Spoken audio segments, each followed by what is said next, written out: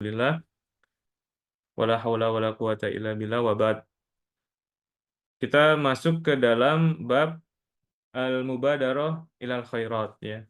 Bab berlomba-lomba untuk kebaikan. Dan sebagaimana biasanya kita bacakan dulu hadisnya.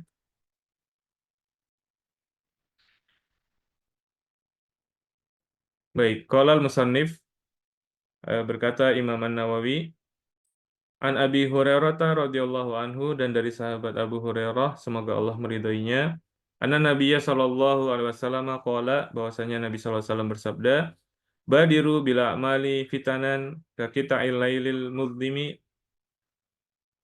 Bersegeralah kalian untuk melakukan amal-amal, yaitu amal soleh, sebelum datangnya fitnah-fitnah seperti potongan malam yang gelap gulita. Yusbihur rojulu mu'minan wa yumsi kafira. Di mana ketika itu terjadi, ketika fitnah itu terjadi, maka seseorang itu di pagi hari dia dalam kondisi mukmin dan di sore hari dia dalam kondisi kafir. Wa yumsi mu'minan wa yusbihu kafira. Atau dalam sore harinya dia dalam kondisi mukmin, namun pada pagi harinya ia menjadi kafir. Yabi udinahu bi'aradin minad dunya. Dia menjual agamanya dengan keuntungan dunia yang sedikit. Rawahu Muslim fi sahih. Hadis ini diriwayatkan oleh Imam Muslim dalam sahihnya. Baik. Nah, teman-teman sekalian rahimakumullah ya. Eh Jadi di dalam hadis ini memang sangat jelas sekali ya dengan chapter yang di eh, di ditaruh tempat hadis ini ditaruh begitu ya, bahwasanya memang hadis ini eh, kita diperintahkan untuk bersegera melakukan amal soleh gitu ya, untuk berlomba-lomba dalam melakukan kebaikan. Kenapa? Karena memang sebelum datangnya fitnah gitu ya. Sebelum datangnya fitnah atau sebelum datangnya ujian dan cobaan. Nah, fitnah di sini ya. Fitnah itu pada umumnya mencakup dua jenis. Yang pertama adalah fitnah syubhat ya, fitnah dari segi kerancuan, fitnah dari segi keraguan-raguan, fitnah dari segi pemikiran-pemikiran yang mana pemikiran-pemikiran itu bisa jadi sangat bertentangan dengan Islam ya. eh, Kalau zaman sekarang banyak sekali pemikiran-pemikiran kontemporer ya, ada kapitalisme, ada liberalisme dan isme-isme lainnya yang mana itu bertentangan dengan Islam. Dan untuk fitnah syubhat ini obatnya adalah ilmu, dan yang kedua adalah fitnah syahwat ya. Fitnah syahwat yang fitnah yang berkaitan dengan hawa nafsu ya, fitnah yang kaitannya dengan harta, fitnah yang kaitannya dengan wanita gitu ya. Dan untuk yang fitnah jenis kedua ini obatnya adalah iman dan kesabaran ya. Nah, di sini teman-teman sekalian, fitnah itu diserupakan dengan malam yang gelap gulita. Jadi kata malam itu sendiri itu sudah menunjukkan makna gelap ya. Tapi ditambahkan juga sifat gelap gulita. Artinya menunjukkan makna penyangatan ya, bahwasanya bukan cuma malam tapi bahkan ini malam yang gelap. Karena memang kadang-kadang malam itu tidak terlalu gelap ya. Seperti ketika malam bulan purnama, itu malam tapi terang gitu kan ya. Nah, di sini yang dimaksud adalah malam yang gelap gulita. Kenapa demikian? Untuk menunjukkan bahwasanya pada saat itu terjadi, maka kebenaran dan kebatilan itu bisa jadi samar, sulit untuk dibedakan. Itu yang pertama. Kemudian kenapa disebutkan malam yang gelap gulita? Kalau terkait dengan kesamaran ini kaitannya dengan tadi, fitnah syubhat. Nah, kenapa disebutkan malam gelap gulita? Yang tadi ada kaitannya dengan fitnah syahwat, karena memang pada malam gelap gulita itu ada kondisi-kondisi yang membuat orang itu mencekam gitu ya. Eh, Membuat orang itu ketakutan. Kenapa? Karena di dalam malam yang gelap gulita itu bukan hanya satu dan yang lain hal itu menjadi tersamarkan, tidak bisa dibedakan gitu ya. Tapi dalam malam gelap gulita itu terjadi eh, banyak sekali peristiwa kejahatan-kejahatan. Kita tahu bahwasanya bahkan sampai sekarang, dari zaman dulu sampai sekarang, umumnya kejahatan itu terjadi di waktu malam. ya, kejahatan-kejahatan yang sifatnya apa ya, seperti kaitannya dengan syahwat gitu ya, kaitannya dengan syahwat yang berhubungan dengan wanita, yang berhubungan dengan apa namanya, dengan syahwat lah intinya. Meskipun juga kalau kalau kejahatan itu kaitannya dengan korupsi bisa jadi dilakukan di siang hari ya, orang korupsi di siang hari. Tapi intinya pada peristiwa malam itu terdapat hal-hal yang mencekam dan juga banyak juga penyaluran-penyaluran syahwat itu yang dilakukan di malam hari. Nah, di dalam hadis tadi kemudian ya disebutkan juga tentang masalah kekufuran gitu ya. Nah, ini apa yang dimaksud dengan kekufuran? Di sini ada dua kemungkinan. Yang pertama adalah yang dimaksud itu kufur nikmat, yang mana kufur nikmat itu kita tahu bahwasanya kufur nikmat tidak mengeluarkan seseorang dari agama. Ya, kufur nikmat itu sifatnya hanya maksiat, tapi tidak mengeluarkan seorang dari agama. Tapi bisa juga yang dimaksud ini adalah kufur hakiki, kufur yang memang benar-benar kufur, kufur yang parah gitu ya, yang seseorang itu sampai batal keislamannya, sampai dia murtad keluar dari agama. Nah, eh, Imam Al-Qurtubi dalam Al-Mufhim ya itu lebih cenderung memaknai bahwasanya yang dimaksud dengan hadis ini adalah kufur hakiki. Memang kufur betulan gitu ya. Memang orang itu murtad betulan. Jadi memang nanti sekarang juga mungkin sudah terjadi ya, tapi mungkin intensitasnya tidak akan sebesar ketika nanti fitnah itu eh, akan berkembang di kemudian hari. Karena memang di dalam hadis disebutkan ya bahwasanya secara umum kondisi di menjelang akhir zaman nanti itu fitnahnya akan semakin banyak. Ya.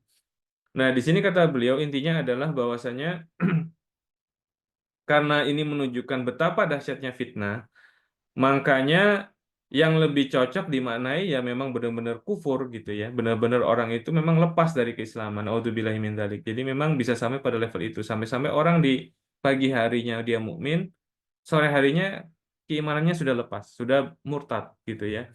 Atau di sore hari dia dalam kondisi mukmin, pagi harinya imannya sudah lepas, alias dia murtad. Dan sekali lagi ya naudzubillah min dzalik, semoga kita tidak termasuk ke dalam kalangan tersebut. Nah, kemudian bagian dari hadis selanjutnya itu menunjukkan takliliyah atau menunjukkan alasan itu terjadi. Kenapa orang kok dia bisa sedemikian cepat lepas dari agama? Karena dia menjual agamanya dengan keuntungan dunia yang sedikit. Ini sebabnya ya. Dan di sini maksudnya adalah seseorang itu meninggalkan agamanya supaya dia mendapatkan keuntungan-keuntungan duniawi. Baik itu berupa harta, baik itu berupa jabatan, ataupun kesenangan-kesenangan dunia lainnya. Jadi ini kaitannya dengan redaksi hadis. Saya kira cukup jelas ya. Nah, eh, di antara faedah dari hadis ini ya, yang pertama adalah kita dianjurkan untuk memperbanyak amal, untuk bersegera beramal ya, sebelum datangnya fitnah, sebelum datangnya ujian-ujian. Nah, eh, di sini jadi menunjukkan bahwasanya supaya kita bisa selamat dari fitnah, bisa selamat dari ujian-ujian, dari kerancuan-kerancuan tersebut, salah satu obatnya adalah dengan melakukan amal soleh. Jadi amal soleh itu merupakan benteng dari fitnah. Ya, amal soleh itu merupakan benteng dari fitnah. Nah, di antara amal soleh yang bisa melindungi kita dari fitnah itu adalah sholat ya, sebagaimana dijelaskan oleh para ulama. Di antara amal soleh yang utama yang bisa melindungi kita dari fitnah itu adalah sholat. Nah, ini diperkuat oleh hadis Ummu Salamah ya, eh, bahwa pada suatu ketika Nabi SAW itu pada suatu malam ya Nabi SAW itu terbangun. Kemudian beliau mengatakan bahwasanya Subhanallah ya, betapa banyak rahmat Allah itu yang turun, tapi betapa banyak juga fitnah yang turun, gitu ya. Kemudian beliau mengatakan bahwasanya siapa yang akan membangunkan penghuni-penghuni kamar atau istri-istri beliau ini untuk melakukan sholat, ya. Lalu kata beliau, bisa jadi seorang itu di dunia dia berpakaian, namun di akhirat dia telanjang. Hadis ini diriwayatkan oleh Imam Al-Bukhari. Intinya adalah di sini Nabi menyebutkan tentang fitnah yang turun dan di sini Nabi menyebutkan tentang sholat. Ya, ini inline dengan hadis tadi yang memerintahkan untuk amal soleh. Kenapa? Karena memang ya bagian dari amal soleh itu adalah sholat. Jadi untuk membentengi diri kita dari fitnah-fitnah yang akan terjadi itu adalah dengan amal soleh dan di antara amal soleh yang dianjurkan untuk dikerjakan adalah dengan sholat. Dan kita tahu bahwasanya memang sholat ini adalah pondasi keislaman ya, yang mana sholat ini adalah awwalu ma yuhasabu bil abdu as-shalah. Bahwasanya orang itu akan pertama kali dihisab itu adalah dari segi sholatnya. Nah, kemudian di antara faedah dari hadis ini juga bahwasanya eh, dunia itu rendah dibandingkan akhirat ya. Tapi memang sayangnya orang atau kebanyakan orang itu mendahulukan hal yang rendah dibandingkan hal yang tinggi ya. Mungkin juga termasuk juga kita dalam dalam kondisi tertentu ya. Jadi ya mudah-mudahan kita berlindung kepada Allah tidak sampai pada kondisi yang demikian parah ya. Cuma memang intinya adalah banyak orang itu dengan alasan-alasan duniawi dia mengorbankan agamanya begitu ya, mengorbankan agamanya. Nah, ini yang juga diperingatkan oleh Nabi SAW, di mana pada kondisi yang paling ekstrimnya dia menjual agama itu bukan hanya sebenarnya ketika seorang itu dia melakukan hal-hal yang haram ya, itu bisa kita maknai juga bahwa itu merupakan bagian dari mengorbankan agama gitu ya. Ketika seorang misalnya melakukan korupsi ya, yang mana dia tahu bahwasanya korupsi itu haram, ya itu bisa dikatakan dia juga mengorbankan agamanya supaya mendapatkan dunia ya. Eh, jadi kita berlindung kepada Allah dari sikap demikian, apalagi sampai yang lebih parahnya, sampai benar-benar kita menjual agama secara total dalam artian kita sampai pada kondisi murtad. Wali'audzubillahi min dzalik gitu ya. Eh, intinya adalah bahwasanya kita diminta untuk memperbanyak amal soleh. Kenapa? Karena orang yang sedikit amalnya, sedikit amal solehnya itu akan lebih mudah untuk terkena fitnah dibandingkan orang yang memiliki banyak amal soleh. Bahkan seseorang itu, kalaupun dia sudah banyak melakukan amal soleh, dia tidak boleh merasa cukup, ya. Dia tidak boleh merasa ujub. Kenapa? Karena kalau dia merasa ujub, satu itu bisa menghancurkan amalnya, gitu ya. Jadi eh, kalau dalam ajaran Islam itu kan, dan ini sering terbalik dilakukan ya. Jadi kalau dalam ajaran agama Islam itu adalah kita untuk melihat diri sendiri, kita melakukan inward looking, itu kita tidak boleh merasa baik. Tapi kalau kita melakukan outward looking, kita melihat orang lain, kita tidak boleh gampang suudzon dengan orang lain. Kita tidak boleh menuduh orang lain buruk, gitu ya. Jadi intinya adalah kalau orang itu melakukan amal soleh yang betul-betul soleh, seharusnya amal solehnya itu tidak juga membuat dia merasa baik. Jadi eh, amal soleh itu juga membuat suatu ketagihan ya. Jadi seorang itu tidak merasa cukup dengan amal soleh, sebagaimana halnya amal-amal buruk itu juga membuat orang ketagihan. Nah, ketika orang cuma yang pertama ini tentunya dalam makna yang positif, ketika orang ketagihan amal buruk itu tentunya dalam makna yang negatif. Tapi intinya adalah ketika seorang itu melakukan amal soleh dengan benar, ya, dengan baik, dia tidak akan merasa puas dengan amalnya. Sebagaimana halnya orang yang melakukan amal-amal buruk juga merasa tidak puas dengan amalnya. Artinya nagih, nagih lagi gitu ya. Ya kurang lebih demikian. Jadi orang yang kalaupun dia sudah banyak melakukan amal soleh, dia pun tetap diperintahkan untuk terus meningkatkan amalnya. Baik, ini hadis yang ke-87. Selanjutnya kita bacakan hadis selanjutnya, hadis yang ke-88. Kita bacakan dulu.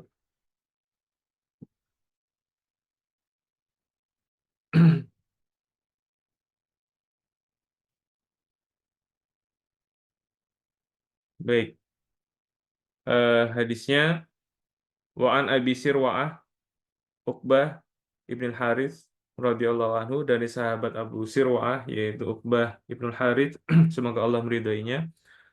Qala sallaitu wara'an Nabi sallallahu alaihi wasallam bil Madinati al-Asra. Saya pernah salat asar di Madinah di belakang Nabi sallallahu alaihi wasallam. Fasallama tsumma qama musri'an. Beliau setelah mengucapkan salam, beliau kemudian segera berdiri ya. Eh, Fatahatta riqaban nasi ila ba'di hujari nisaihi. Kemudian beliau pun segera berdiri dan melangkahi leher orang-orang. Artinya ya biasalah orang sholat selesai salam ya. Jadi kalau mau mau keluar, mau kemana gitu ya mau nggak mau harus melewati orang-orang yang baru selesai sholat. Jadi beliau melangkahi leher-leher para sahabat. Fafazi'an nasu min sur'atihi. Orang-orang itu pun terkejut dengan kenapa beliau ini kok benar-benar tergesa-gesa ya. Fakharaja alaihim ya. Setelah beliau melakukan hal yang beliau lakukan secara tergesa-gesa, beliau pun kharaja alaihim, beliau pun menemui para sahabat ya. Fara annahum qad ajibu min sur'atihi. Karena beliau tahu bahwasanya para sahabat itu terheran-heran dengan kok beliau ini benar-benar gercep, benar-benar segera gitu ya. Qala, maka Nabi SAW pun bersabda, "Dzakartu syai'an min tibrin indana." Aku teringat dengan tiber. Tiber itu adalah potongan emas atau potongan perak yang kami miliki. Fakaritu an yahbisani. Maka aku tidak suka kalau itu menahanku. Fa'amartu bikismatihi. Maka aku pun memerintahkan agar itu dibagikan. Rawahul Bukhari. Hadis ini adalah hadis sahih yang diriwayatkan oleh Imam Al-Bukhari. Wa fi riwayatin lahu kuntu khalaftu fil baiti tibran minas sadaqah. Fakarihtu an ubayyitahu. Dalam riwayat yang lain Nabi SAW bersabda, saya meninggalkan di rumah saya tibron ya, eh, potongan emas atau potongan perak, potongan tibron dari sedekah ya, potongan emas dari zakat, dari penerimaan zakat. Fakarihtu an ubayyitahu, maka aku tidak suka untuk menyimpannya semalaman ya. Nah, hadis ini merupakan contoh praktek dari Nabi Shallallahu Alaihi Wasallam terkait dengan bagaimana beliau itu bersegera untuk melakukan kebaikan. Ya. Jadi kalau hadis pertama tadi eh, sabda Nabi yang sifatnya anjuran kepada umatnya secara umum. Nah, di sini pada hadis ini Nabi Shallallahu Alaihi Wasallam mencontohkan ya. Nabi Shallallahu Alaihi Wasallam memberikan contoh. Nah, di sini Nabi SAW itu melakukan suatu hal yang berbeda dari kebiasaannya. Kita tahu bahwasanya ya Nabi ketika selesai sholat, ya beliau biasa berzikir terlebih dahulu begitu ya. Kemudian juga nggak terbiasa juga beliau tiba-tiba eh, keluar gitu ya dan melangkahi leher dari para sahabat. Ya, di mana pada kondisi normal ya melangkahi leher-leher orang itu pada prinsipnya itu dilarang. Ya. Pada prinsipnya dilarang. Kenapa? Karena itu menyakiti orang lain. Ya, karena itu membuat orang itu merasa tersakiti ya. Kita kita kalau dilangkahi kan merasa merasa nggak enak. Apalagi kalau melangkahinya itu tidak dengan cara yang sopan gitu ya. Tidak dengan cara yang sopan. Nah, jadi pada prinsipnya melangkahi itu satu hal yang dilarang sebetulnya. Tapi di sini dalam konteks adanya kebutuhan mendesak, maka ini dibolehkan.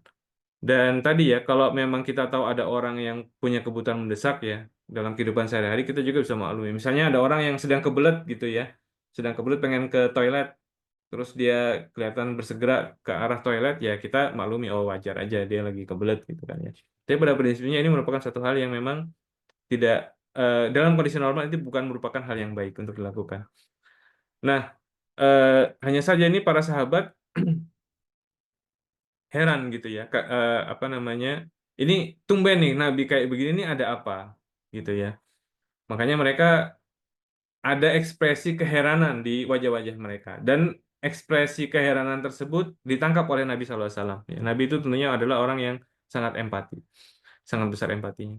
Nah, kemudian Nabi SAW pun menjelaskan alasan kenapa beliau bersikap seperti itu. Kenapa beliau bersegera seperti itu? Bahwasanya beliau memiliki tiber. Tiber ini sebagaimana tadi sudah dijelaskan, tiber ini adalah potongan emas tapi bisa juga potongan perak ya. Di sini kalau dalam terjemahannya diartikan sebagai potongan emas. Nah, yang Nabi begitu teringat ingin Nabi segera Nabi bagikan ya.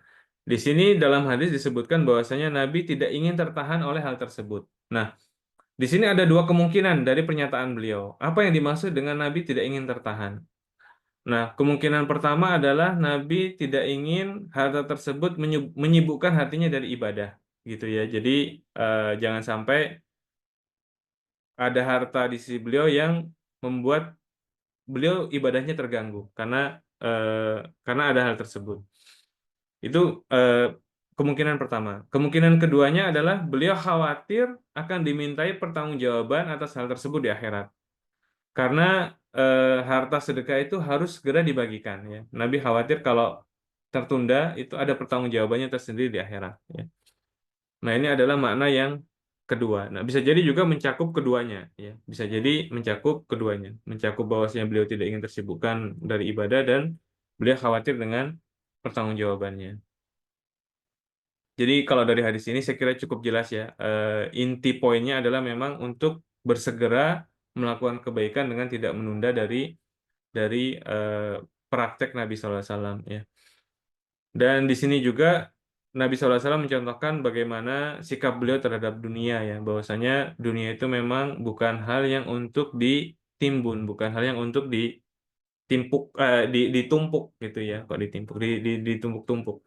Makanya eh, meskipun hanya sepotong emas, beliau tidak ingin menumpuknya gitu. Beliau ingin segera untuk dibagikan ya. Dan di antara faedah juga dari hadis ini bahwasanya utang dan amanah itu harus segera ditunaikan ya. Jadi kalau harta sedekah yang ada pada beliau belum dibagikan saja beliau tidak nyaman, maka apalagi kalau itu utang gitu ya. Jadi kalau kita punya utang ya, di antara faedah dari hadis ini adalah kita diperintahkan atau dianjurkan untuk segera kita kita bayar gitu ya. Dan bahkan kalau kita menunda-nunda bayar utang padahal kita mampu membayar, maka itu merupakan bagian dari kezaliman. Sebagaimana dalam hadis yang populer, matul matlul ghaniyyi dzulmun ya. Yuhillu irdahu wa uqubatahu. Bahwasanya penundaan pembayaran bagi orang yang mampu itu merupakan suatu tindak kezaliman. Yang mana tindak kezaliman tersebut membuat dia boleh untuk dikenakan sanksi dan dicemarkan nama baiknya. Gitu. Dan dari hadis ini juga ya di antara faedah lainnya adalah bahwasanya harta zakat ya itu tidak boleh pada prinsipnya ya itu harus segera dibagikan, tidak boleh ditunda-tunda gitu ya. Eh, apa namanya? Termasuk juga sebenarnya zakat itu eh, kecuali kalau memang ada kemaslahatan yang jelas ya. Tapi pada prinsipnya memang harta zakat itu harus segera segera dibagikan. Tidak boleh apa namanya seorang amil zakat itu kemudian menunda-nunda untuk bagi zakat gitu ya. Untuk pembagian zakat. Eh, sebenarnya kalau secara prinsip termasuk juga meskipun untuk hal yang sifatnya investasi gitu ya. Karena memang zakat itu dibagikan memang untuk memenuhi kebutuhan orang-orang fakir. Nah, cuma bagaimana di zaman sekarang ini harta zakat itu kan diputar dulu ya kalau sama lembaga-lembaga amil. Ya memang eh, mereka punya pertimbangan tersendiri ya. Karena memang antara mustahik atau orang yang berhak menerima zakat itu jumlahnya jauh lebih banyak dibandingkan muzaki ya. Jadi harta zakatnya terbatas, tapi yang berhak menerima itu banyak. Nah, supaya penyalurannya ini bisa optimal, makanya di manage gitu ya. Yang mana untuk memanage itu jadinya ada penundaan-penundaan. Tapi balik lagi, kalau secara prinsip asalnya harta zakat itu harus segera dibagikan. Kecuali memang ada alasan kuat untuk menunda gitu ya. Di antara alasan kuat misalnya kalau kita merujuk pada pandangan klasik ya. Misalnya ada orang yang kita hendak beri zakat ya. Kita tahu nih orang tidak mampu ya. Berhaklah dia menerima zakat. Tapi ternyata misalnya dia lagi safar, dia lagi berpergian. Ya nggak masalah ditunda sampai dia kembali. Ini contoh contoh kalau di fikih klasik. Ya kalau di kontemporer lembaga amil zakat itu menunda tadi karena supaya zakat itu bisa lebih lebih optimal. Mudah-mudahan itu termasuk hal yang dibolehkan. Mudah-mudahan. Kemudian di antara faedah lain dari hadis ini adalah bolehnya kita melakukan perwakilan dalam pembayaran zakat, pembayaran sedekah, ya, pembayaran utang dan seterusnya. Karena di dalam redaksi hadis tadi disebutkan bahwasanya Nabi itu memerintahkan untuk dibagi. Artinya bukan beliau sendiri yang membagikan, tapi Nabi SAW meminta kepada orang lain, ya, meminta ini kemungkinan adalah kepada istrinya atau orang lain untuk melakukan pembagian terhadap barang sedekah tersebut atau barang zakat tadi. Baik, saya kira eh, sampai di sini ya, sampai demikian hadis yang kita bahas terkait dengan Riyadhus Shalihin ya. Sebelum kita masuk ke tanya jawab, kita tutup dulu. Wassalamualaikum ala nabiyina Muhammadin wa ala alihi wa sahbihi ajma'in wa akhiru da'wana alhamdulillahi rabbil alamin. Eh, Rekornya sampai di sini, saya kembalikan kepada Kang Arbi.